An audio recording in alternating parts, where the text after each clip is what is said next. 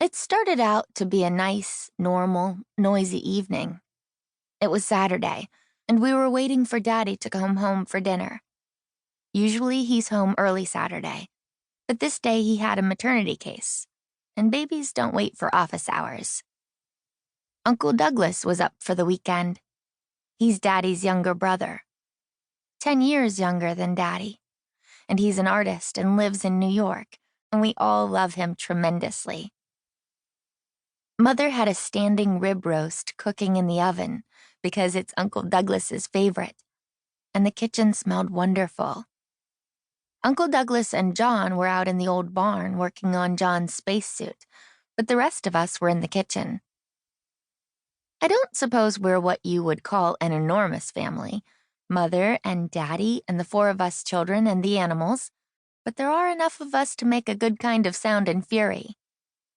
Mother had music on, Brahms's Second Piano Concerto, kind of loud to drown us out. Suzy was performing an appendectomy on one of her dolls.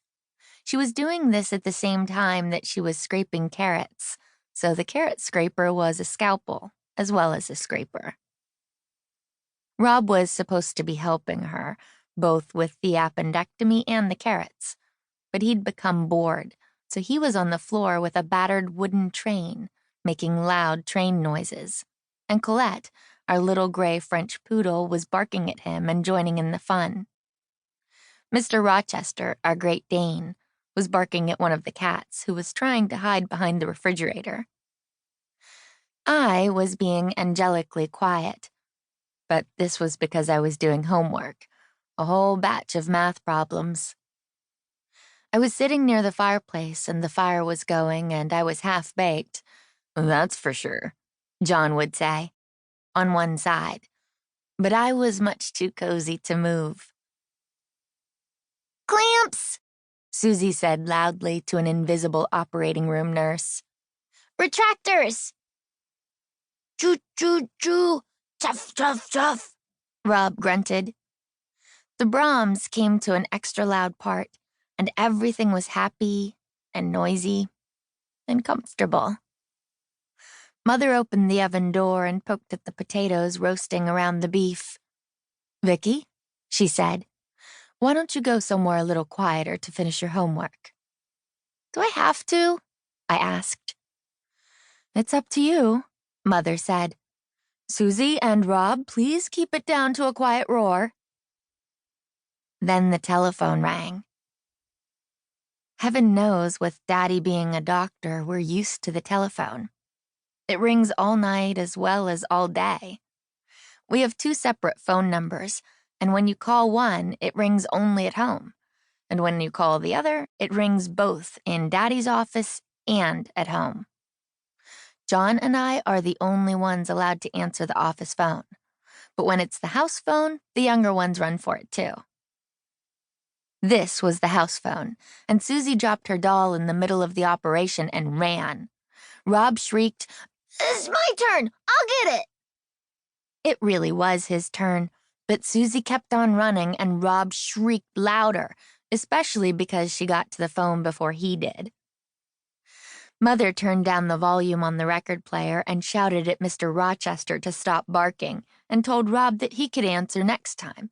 And Suzy said in a breathless voice, "Hello, this is Suzy Austin. Who is this, please?"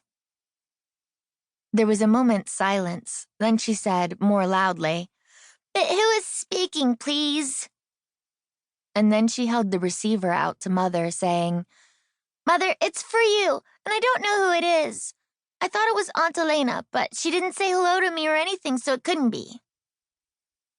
Mother went to the phone, and I put my math book down on the floor, and Mother glared at me and said, "Be quiet, Vicky," as though I were hammering or something. And I knew something was wrong. Then Mother said, "Oh, Elena, oh no." And it was the strangest thing, looking at her, to see her get white beneath her summer brown. And then she said, "What can we do?" And then she was quiet for a long time. And then she said, "Oh, Elena, darling," as though she were going to say something more. But she didn't say anything more. And then she hung up. She stood there by the phone without saying anything, and Suzy said, "Mother, what is it? What is it?" And Mr. Rochester began to growl. And Rob said in the terribly serious voice he gets when he thinks something important is going on, "Mr. Rochester, I think you'd better be quiet." Mother said, "Vicky, go get Doug." It wasn't dark yet, because we were still on daylight saving.